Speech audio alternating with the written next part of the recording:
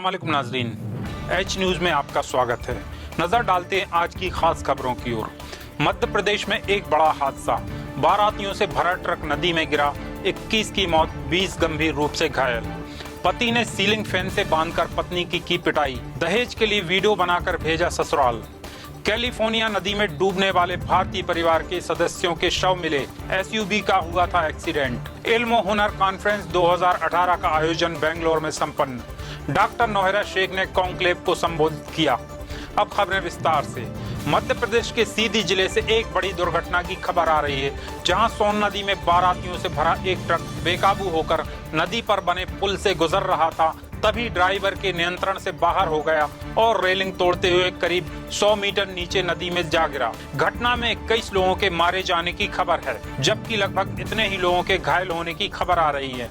जिला कलेक्टर दिलीप कुमार ने बताया कि 21 लोगों की मौके पर ही मौत हो गई है और घायलों को इलाज के लिए जिला अस्पताल भेजा गया है।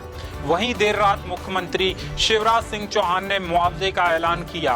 उन्होंने हादसे में मरने वालों के परिजनों को 2 लाख रुपए, जबकि घायलों को 50,000 रुपए देने का ऐलान किया है। सूत्रों से मिली जानकारी के अनुसार मंगलवार रात 9:30 बजे देवसर के हर्रा बिजी गाँव में मुजब्बिल खान की बारात सिहावल के परमरिया गाँव जा रही थी। इसी दौरान हनुमाना रोड पर सोन नदी पर बने हनुमान पुल पर ट्रक अनियंत्रित होकर नदी में गिर गया। पुलिस अधीक्षक मनोज श्रीवास्तव ने आशंका जताई है कि मरने वालों की संख्या बढ़ भी सकती है। वहीं दूसरी खबर उत्तर प्रदेश के शाहजहांपुर से आ रही है, जहां एक व्यक्ति ने दहेज के लिए अपने पत्नी की बेरहमी से पिटाई का मामला सामने आया।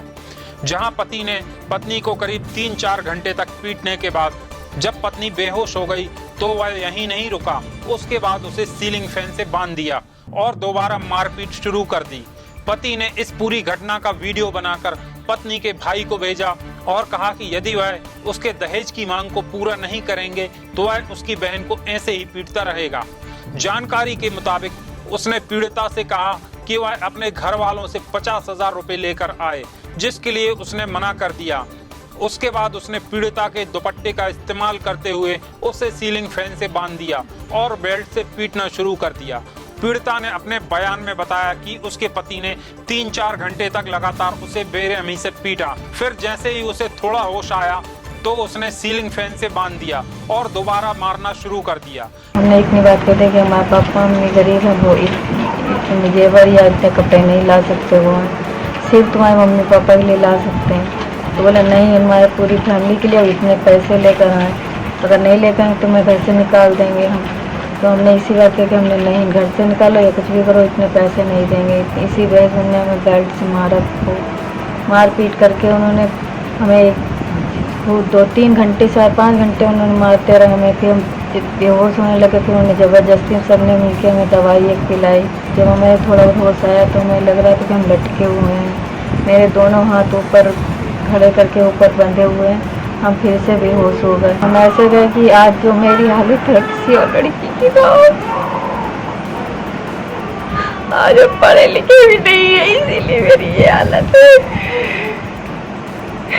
अब हमें धमकी दे रहा है कि हम तुम्हें नहीं रखेंगे, दूसरी शादी करेंगे हम। अगर वो छूट गए तो दूसरी शादी करेंगे, मेरी जिंदगी बर्बाद हो जाएगी।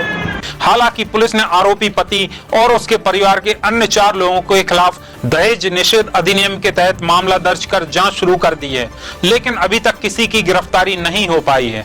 जल्द हाजिर होते हैं एक छोटे से ब्रेक के बाद। Wishing Dr. Nohera Sheikh all the very best for Mahila empowerment.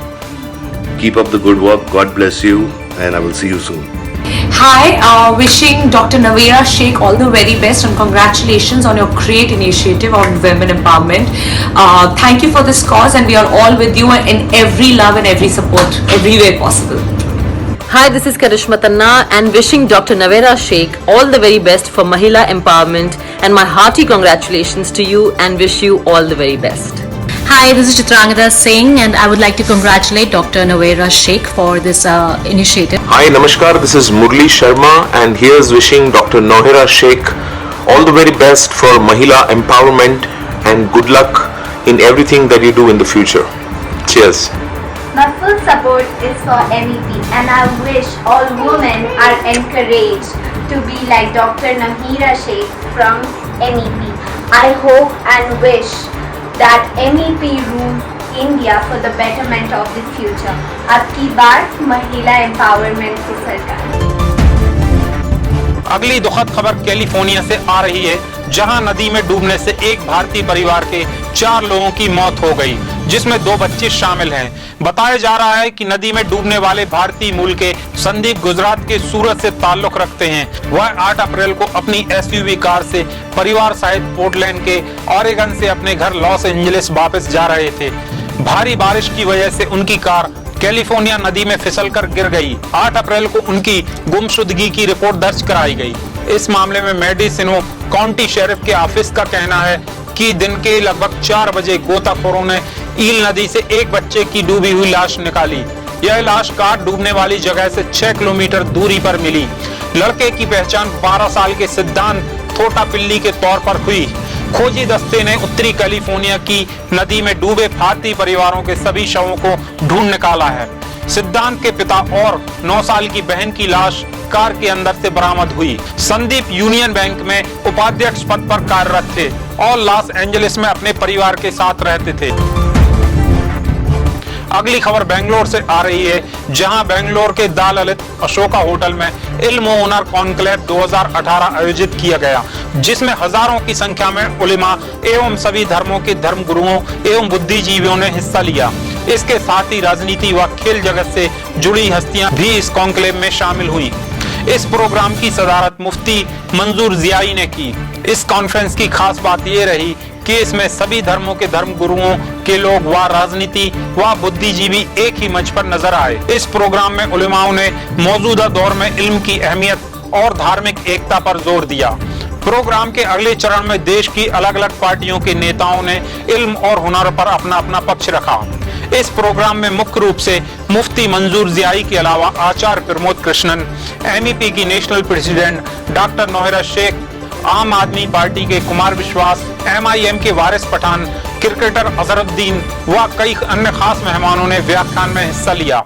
Conclave में लगभग 2000 उलेमाओं की उपस्थिति रही। इस प्रोग्राम में MEP की national president doctor Nowhera Shaikh ने भी अपने ख्यालात जाहिर किए। आइए सुनते हैं उन्होंने क्या कहा। और मेरा ये विचार है रिलीजियस पे कि हम सबको पैदा करने वाला एक ही है और जमीन और आसमान को पैदा करने वाला भी एक ही है। उसने ना तुम्हारे लिए बारिश अलग बरसाता है, ना हमारे लिए बारिश अलग बरसाता है। और पैदा करने वाले ने सारे लोगों के जिस्म में खून एक ही तरह का बनाया है। या तो ये पॉजिटिव होता है, B पॉजिटिव होता है, या कुछ और होता है। जब हॉस्पिटल में जाते हैं तो हॉस्पिटल में ये नहीं पूछा जाता कि ये खून हिंदू का है क्या मुसलमान का है। जब जिस्म में डालते हैं तो जो है जान आ जाती है और सारे कनेक्ट हो जाते हैं। मेरी ये सोच है कि जब दुनिया में हम एक पेप्सी और थम्सअप को मिक्स करते हैं तो वो मिक्स नहीं हो पाता। जब ये खून में चढ़ाते हैं, एक आंख के बदल आंख लगाते हैं, एक दिल के बदल एक दिल डालते हैं तो वो दिल चल जाता है, आंख चल जाती है, खून चल जाता है। तो मैं ये समझाना, ये बताना मुनासिब समझती हूँ कि हम सबको पैदा करने वाला एक ही है। उसको चाहे कितने भी नाम से पुकार लो, 90 पर 9 नाम से, तो मुझे लगता है कि ये जमीन और आसमान को बनाने वाला, हम सबको बनाने वाला एक है। आज ये प्रोग्राम को देखकर बहुत ही खुशी हो रही है कि मेरा ख्वाब है कि हिंदुस्तान एक दिन ऐसा बन जाए कि कोई हिंदू मुसलमान को देखे तो उसको सीने को लगाए और मुसलमान हिंदू को देखे तो वो सीने को लगाए और इंसान इंसानियत के नाम से जीना सीखे। जैसे बहुत सारे बड़े लोगों ने यहाँ पर बात किया है, मैं इतनी बड़ी तो नहीं हूँ, उतनी बातें मुझे आती नहीं है। मेरी सोच में जो बातें आते हैं वो मैं ये बता रही हूँ कि हमको चाहिए कि एक ऐसा मैसेज दे कि हम सारे इंसान एक है। जब तकलीफ होती है, जब कुछ परेशानी होती है तो सबके लिए एक ही होती है। अभी विश्वास भाई ने बहुत अच्छा बता रहे थे कि चैनल्स में लोग हमेशा हिंदू मुस्लिम हिंदू मुस्लिम हिंदू मुस्लिम करके लड़ते रहते हैं। मेरी सोच ये है, अगर कोई मुस्लिम भी मुस्लिम मुस्लिम करके लड़ता है तो वो भी कम्युनल है, अगर कोई हिंदू भी हिंदू हिंदू करके लड़ता है तो वो भी कम्युनल है। हम दोनों को भी सेकुलर नहीं कह सकते। हमको चाहिए कि एक इंसान बनकर जो है जिंदगी गुजारे। और वाकई से ये बात है कि मजहब रिलीजन बन बन चुका है। अब ये खत्म होना इतना आसान नहीं है। मजहब को अपने घर के हद तक रखिए, रिलीजियस को अपने घर के हद तक रखिए, अपने दीवारों तक रखिए। और मजहब तो इंसान अपने जान से भी ज्यादा चाहता है, वो तुम्हारे पास तक है। अल्लाह ने पूरी दुनिया के लिए कहा है कि एक जान को अगर तुम नाहक से मार देते हो, एक जान को किसी भी तरह से नाहक से मार देते हो, तुमने पूरी जमीन को मार दिया। तो हमको चाहिए कि हम रिलीजन्स में आने से पहले हम इंसानियत को सोचें कि हम इंसान हैं और इंसान में हमारा इतना बड़ा रिश्ता है कि हम सबको पैदा करने वाला एक ही है, हमको जमीन और आसमान बनाने वाला एक ही है, हमारे रिश्तों को बनाने वाला एक ही है। ये रिश्ते में हम सब भाई भाई हैं। जहां भारत का संविधान आता है तो हम वहां एक ही मजहब है कि हम भारतीय हैं। भारत का संविधान कहता है अगर कोई भी रिलीजियस, अगर दो लोग भी होते हैं, उनकी भी हिफाजत उसी से तरह करो जिस तरह से मेजॉरिटी है। तो मेरी ये सोच भी है, मेरी कोशिश भी है कि एक दिन हम सारे भारत के अंदर मोहब्बत के पैगाम को पहुंचाते हुए, हम आम करते हुए, हम सारे भारत को एक मोहब्बत का गहवारा बना सकते हैं। जरूर से बहुत अच्छी बात। आज ये पहले कदम को शेर उठाते हुए बहुत खुशी हुई और मुझे दूसरी इस बात की खुशी हुई कि जहां ज्यादा मर्दों की जब मजलिस होती है तो औरत को नहीं बुलाया जाता है, क्योंकि वो औरत है। उस रस्म को आज तोड़ा गया है, उसके लिए मैं बहुत खुश हूँ। हमारे यहाँ जितना भी उलमाए किराम आए हैं और हमारे भाई आए हैं, आपके बेटियों को, आपके बहनों को वो हुकूक दे दीजिए जिनको उनके रब ने हुकूक दिया है। तो मैं बहुत ही खुश हूँ और इस कदम के लिए मैं मुबारकबादी पेश करती हूँ कि सारी दुनिया में एक दूसरे के हुकूक जो है मिल जाए। इस्लाम में भी जो है औरत को सारे हुकूक दिए हैं, पढ़ने के हुकूक, लिखने के हुकूक, बिजनेस के हुकूक, सारे के सारे। ये ध्यान में रखते हुए हमारे उलमा इकराम ने मुझे यहाँ पर इन्वाइट किया है, तो मैं बहुत ही मुबारकबादी और जज़ाकल्लाह खैर कहती हूँ। इस कॉन्क्लेव में सभी मुख्य अतिथियों ने संबोधित किया तथा डॉक्टर नोहेरा शेख द्वारा महिलाओं के हितों में किए जा रहे कार्यों की सराहना की तथा महिला एम्पावरमेंट पार्टी का कर्नाटक चुनाव में शामिल होकर महिलाओं के हितों की रक्षा के लिए एक ऐतिहासिक कदम बताया तथा उन्हें मुबारकबादी दी। आज की खबरों में बस इतना ही।